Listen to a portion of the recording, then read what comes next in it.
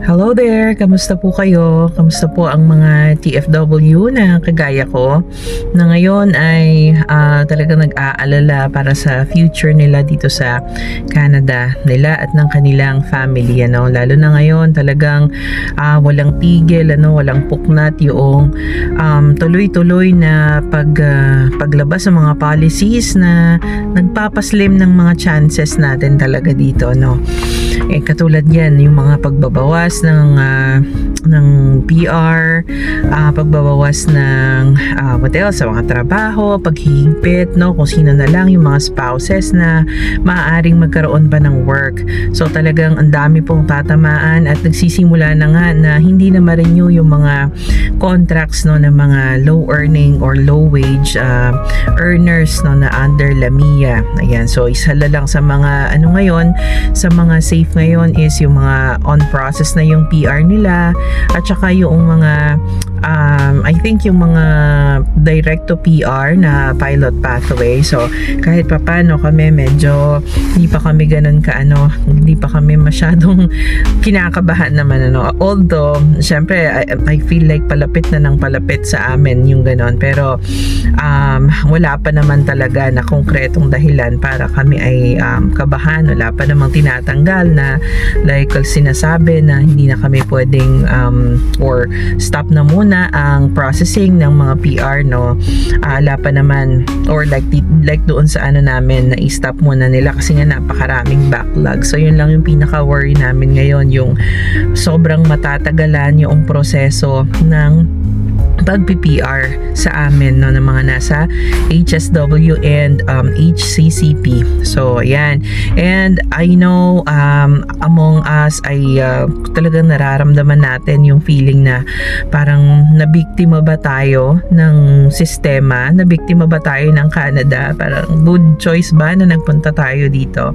So hindi ko naman kayo masisisi kung nakakaramdam kayo ng ganyan, pero I'm telling you, stop feeling like kasalanan ng Canada yung mga nangyayari ngayon, or stop feeling like ikaw ay biktima ng sitwasyon. Although sabi ko nga ay hindi ko kayo masisisi kung ganyan ang nararamdaman ninyo, kasi syempre unang-una na-endanger yung magandang future na nag-aantay dito sa Canada, para sa atin, lalong-lalo na sa ating mga anak. Actually, kung ikaw mag-isa ka lang na pumunta dito, ang dali lang umuwi pero yung kasama mo talaga, yung family mo, ay yun ang mahirap na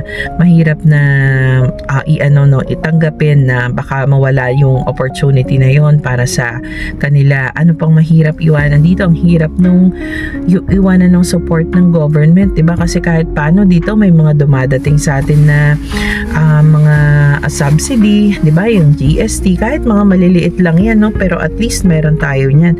Sa Pilipinas, ang subsidy ng gobyerno para sa atin, so meron naman silang mga para sa yung mga AKAP, ganyan, pero mostly mga politiko ang kumbaga ang pag niya na lang sa atin, pag inganyo is yun, pagbibigay ng hotdog, ng pang spaghetti pag Pasko, pag Christmas, yun na lang yung ginagawa nila. And of course, nakita natin dito, lalo na pagpunta natin dito, nakita natin na pwede naman palang maganda ang sistema ng isang bansa. Bakit hindi kaya sa atin? Tapos kung titingnan natin yung pera na meron ng Pilipinas, 'di ba? Trilyon, tapos ang daming nasasayang. So yun ang mahirap balikan talaga sa Pilipinas, pero kung ang Pilipinas lang sana ay maayos ang mga namumuno, and of course kasama na din yung mga mamamayang Pilipino na sumusunod sa batas, sa pagbabayad ng buwis, 'di ba? Di sana wala na sigurong masyadong aalis ng bansa. Kung kami lang din sa Pilipinas ay ganoon, baka hindi din kami aalis, kung maayos ang sistema. Kasi ang hirap magsimula ulit. So ayan, yun ang hirap iwanan yun dito. Tapos yung magandang education education ng mga bata. Unang-una yan, no? Sa Pilipinas, kung hindi mo ipa-private, although sa public, I would say na okay naman din ang education sa public, ano, kasi ako naman ay public school teacher before, high school teacher po tayo, so di ko naman sasabihin na mababa ang klase ng education sa public school. Actually, talagang medyo mahigpit pa nga din dyan, no? Kasi although sabihin natin na baka mas progressive yung approach doon sa mga private schools, pero quality naman ang public school, no? Ang mahirap lang is yung sa dami ng mga estudyante na meron doon sa isang klase. Yun lang talaga. Nasa bata na yan kung matututo siya, parang ganun hindi na natututukan yung mga batang medyo huli in terms of academics nila, or in terms of yung academic skills, hindi na nila masyadong natututukan yan. Hindi katulad dito, no, na talagang kung sino yung may kailangan ng tulong, ng assistance, yun ang binibigyan nila. Ako personally, ang medyo hirap akong iwan dito, kumbaga yung system ng education nila, which allows my son Gerald, yung third ko, to be included in the regular stream, in the regular classroom. So yun po, sa Pilipinas ay hindi natin makukuha yan dahil hindi pa ready ang sistema sa Pilipinas, no, pagdating sa ganyang klase ng edukasyon. So, isa yan. What else? Of course, yung magandang pag-college na yung magandang klase ng education dito. Sa Pilipinas din naman, maganda ang klase ng education dyan, ano. So, ayun, ano pa ang mahirap dito? Healthcare. Yun talaga, mahirap iwanan ng healthcare kasi kahit sabihin nila na hindi naman siya totally free, pero yung mga basic, no, na for example, yung gaya sa amin, basta meron ka naman na insurance, hindi ka problema sa gamot, tapos like yun, yung Manitoba Health nga namin, yun naman yung sumasagot sa pag kami ay nagpapa-check up, which is hindi mo makukuha sa Pilipinas yung ganyan. Tapos ang hirap pa sa Pilipinas, sa pasilyo ka lang naka-stay, kumbaga, kapag ka ikaw ay naghahantay. So yung mga ganun, ano, tapos yung thought na dito may security pagdating sa trabaho, mawalan ka man ng work, halimbawa pwede kang may mga assistance yung gobyerno para sa'yo. Sa Pilipinas wala talaga. So isa yan sa mga mahirap na iwanan dito. Ano pa, ang hirap din para sa mga TFW na yung harapin, no, yung mga expectation ng mga tao sa kanila. So isa din yan although talagang ito ay kumbaga dapat least of your concern na ito. Dahil sino ba yung mga tao na yan na magja-judge sa atin? They don't define who we are, di ba? Kahit sabihin nila na umuwi sila, ibig sabihin na baga parang loser ka, ganun. Huwag mong hayaan na pumasok yun sa system natin, no, sa isip mo. Lalong-lalo na, sabi ko nga, tigilan na natin yung victim mentality. Instead, mag-focus tayo sa ano ba yung na-gain natin na experiences dito na pwede nating baunin o pwede nating gamitin sa pagsisimula natin sa Pilipinas. So ayan, dun tayo mag-focus, ano, yung mga strength natin na na-gain dito, dun tayo mag-focus sa mga ganon.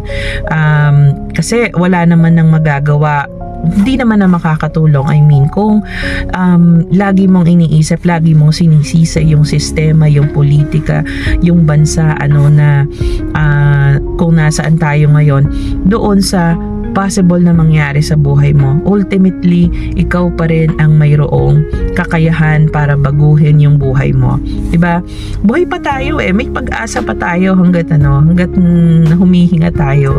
Tas ang ating family andyan pa rin naman. Like, ang napakahirap talagang bumangon, I can tell you, yung mga nawalan na talaga pag nawalan ka ng family member, ng mahal sa buhay, 'di ba? Yun ang mahirap talagang bumangon, ano. Pero pag ikaw kasama mo pa yung pamilya mo, at syempre yan, talagang inspiration mo yan, no? Pagplano ka na kung papaano na mas magiging maayos yung buhay nyo pag uwi ng Pilipinas. Instead na ubusin mo yung energy mo sa kaiisip sa kung ano yung mga mawawala sa'yo, kung ano yung iisipin ng tao sa'yo. Isipin mo kung paano mong mapapabuti yung life nyo before kayong umalis ng Pilipinas papunta dito sa Canada. And of course, ang mahirap lang din talaga is kung kayo yung mga TFW na talagang lahat ay nilapag para sa Canada. I mean, lahat ay nilusaw. Binenta ang sasakyan, binenta ang bahay, ang bukid, ang mga ari-arian para makapunta dito. And yet, ganito ang nangyari. Yun ang napakahirap po talaga. Kaya lang, yun nga sabi ko nga, hindi makakatulong kung lagi nating ilulugmok yung sarili natin doon sa sitwasyon na tayo ay biktima. Kasi unang-una sa lahat, hindi po tayo pinilit na pumunta dito, although yung mga dreams natin ang nagdala sa atin dito, and still pwede ka pa ring mangarap, 'di ba? Kung nakapangarap ka ng magandang buhay sa pagpunta dito, pwede ka uling mangarap at maggawa ng plan of action mo pag uwi mo sa Pilipinas. Ang dami pa rin na pwedeng mangyari sa atin, maaaring syempre maraming mawawala sa atin, katulad yung security, talagang magdo-double doble kayod kumbaga compared dito. Talagang dito hayahay lang yung buhay. Ako nasasabi ko na parang ganun lang yung buhay dito. Tapos actually mas magaan yung pamumuhay dito, which is yun nga yung pinunta ng mga karamihan ng Pilipino dito, dahil sa atin isang kahig isang tuka, yung ganyan lang talaga, kahit na pareho kayong professional, ang hirap pa rin, hindi mo masasabi na magaan na ang pamumuhay. Talagang lahat ay may pupuntahan, kumbaga walang naiiwan doon sa sa savings ninyo or sa kinikita ninyo. Kaya nga marami pa rin yung nagbe-business, yung ganyan, so doon tayo tumingin sa mga ganong possibility, na marami pa rin tayong pwedeng gawin para ma-compensate yung mga nawala sa atin dito. Sabi ko nga, yun lang mahirap kung wala ka nang uuwian ulit, pag uwi mo ng Canada. Yun naman ang maganda dun sa husband ko, kasi dati parang kinonsider na namin na ibenta na kaya natin to para may pangsimula tayo, may pambili tayo agad ng bahay doon, yung property namin sa Pilipinas. Kasi kung mabibenta siguro namin yon, nasa 7M na yon mahigit. Isip namin pang down na yon ng bahay dito, pang bili na ng bahay or ng sasakyan. 'Di ba, kung natuloy pala yung ginawa namin na yon, wala kaming bahay, tapos nanganganib pa yung aming PR status, hindi naman din kami makakabili. Kung halimbawang ganun lang naman yung 7M, magkano lang naman yun dito, di ba? Pagdating dito, may sasakyan kami doon, kinonsider din namin na ibenta kasi baka masira lang siya dahil ang tinakbo lang ng sasakyan namin doon is 40,000, dahil ilang years pa lang sa amin yung pickup na yun. So ayun, so sayang din, kung halimbawa mapapauwi kami tapos wala lang kaming sasakyan doon sa Pilipinas. Yun, dapat talaga, although kasi iniisip ng husband ko, paano kung hindi tayo maging doon, kung hindi tayo maging PR. Although sinasabi ko sa kanya, hindi, magiging PR tayo dahil direct to PR tong tong application natin. Sabi niya, hindi mo masasabi yan kasi syempre di mo alam kung anong mga turn of events ng buhay. So dapat dun ka sa sigurado. So yun, buti na lang talaga andun siya na nakakapag-isip ng ganong bagay para sa amin. Yun, very thankful ako dahil ganun siya talagang ready siya lagi sa kung ano mang pwedeng maging kahinatnan, kung sa maayos man at sa hindi. Kung ma-PR ka tayo, mainam. Pag uwi natin dito, pag tanda natin, may bahay tayo, hindi na tayo kailangang pumundar ulit ng namin, ng bahay, sasakyan, yung mga ari-arian na ganyan. Hindi na ulit tayo magsa-start from zero. So ayun, at pagdating naman din pala dito, kayang-kaya naman din maka-afford halimbawa ng bahay, ng sasakyan, yan para sa maayos na pamumuhay. Ayun. So sabi ko nga, talagang ganun, talagang harapin na natin. Parang ang nangyayari sa mga tao dito sa Canada, yung mga TFW, para siyang, alam mo, yung stages of grief 'Di ba maraming stages yan. Andyan yung maninisi ka, so andun nga, sabi ko nga, yung victim mentality, andyan yung bargaining, tapos ultimately acceptance. Tapos ayun, dapat ay makarating ka doon sa acceptance, kasi not unless andun ka sa acceptance stage ay hindi mo mapagpaplanuhan kung ano ang mga dapat mong gawin sa buhay mo, at kung anong mga dapat na yung mga isabi ko nga, yung mga plan of action, mga dapat mong gawin. So hindi mo siya maiisip soundly, hindi ka makakapag-isip ng diretsyo, not unless ay matanggap mo sa sarili mo kung ano yung mga possibility na meron sa buhay mo. Possibility, I mean both positive and negative. Kailangan ay open ka dyan, lalong-lalo na doon sa mga positive, kasi sabi ko nga, hindi na makatutulong kung negative pa yung iisipin natin sa mga pagkakataon na to. Mag-focus tayo doon sa positive. Tsaka ikaw ba, isipin mo na talunan ka, 'di ba, pag umuwi ka ng Pilipinas? Hindi dahil naka-experience ka ng buhay dito, 'di ba? Kahit papaano, malaking plus factor na 'yon na Tapos wag mo isipin na yung mga nandito, isipin na na loser ka, yung parang ganun, no?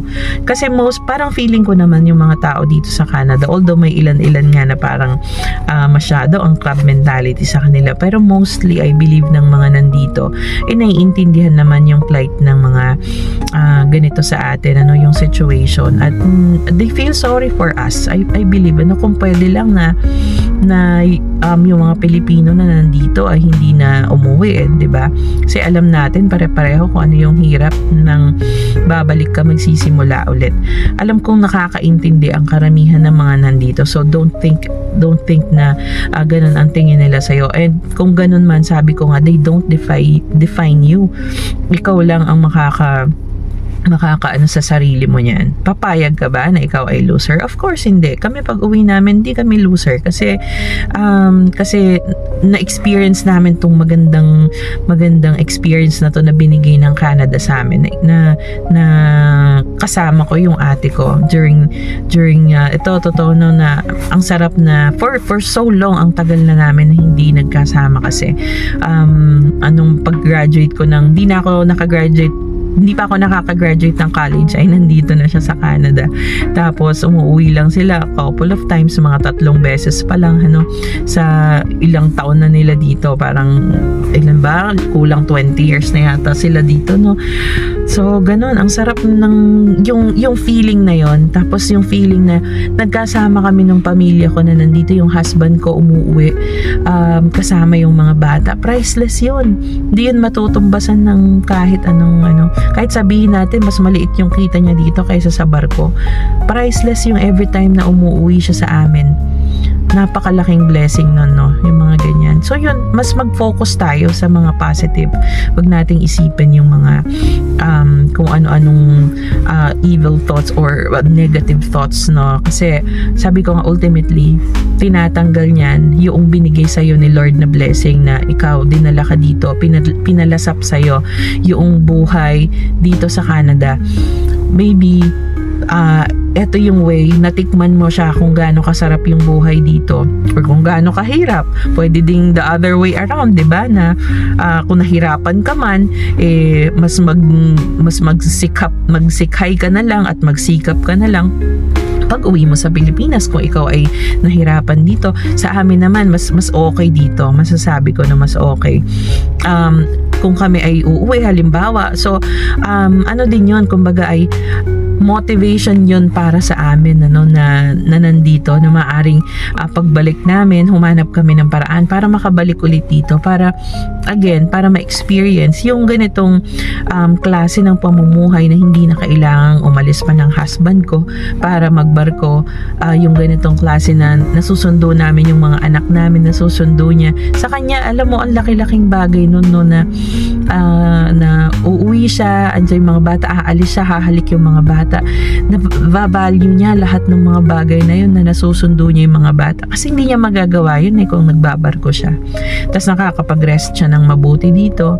Ayun, so ayun ang natin, we are robbed of the blessing na binigay sa atin, the more na iniisip natin na tayo ay biktima, no? Hindi ganun ang tamang mentality as of now. Hindi makatutulong yun. So ayan, I hope kahit paano na-inspire naman po kayo, especially yung mga TFW na talagang nanganganib na mapauwi, no? Malaki yung chance na mapauwi. Lagi pong merong magandang nag-aantay sa atin. Lagi nating isipin yan, no? Na laging merong plano si Lord na mas mabuti para sa atin. Maaring ito ay kumbaga na pause lang, pero pwede pa naman din tayong gumawa ng paraan para maituloy yon. Ayan. So, I hope everybody's doing great, and lagi tayong let's keep our faith strong, and lagi tayong tumawag kay Lord, lalo na sa mga pagkakataon na to. Let's pray for each other. Pag tayo nagpe-pray, ipag-pray din natin yung lahat ng mga maaring maapektuhan, and yung mental state ng mga dumadaan sa ganitong pagsubok ngayon, malaking tulong po yan, lalo na para sa aming mga TFW. Thank you so much for watching. Sa mga encouraging words po ng nagko-comment, thank you so much, and God bless you always. God bless us always.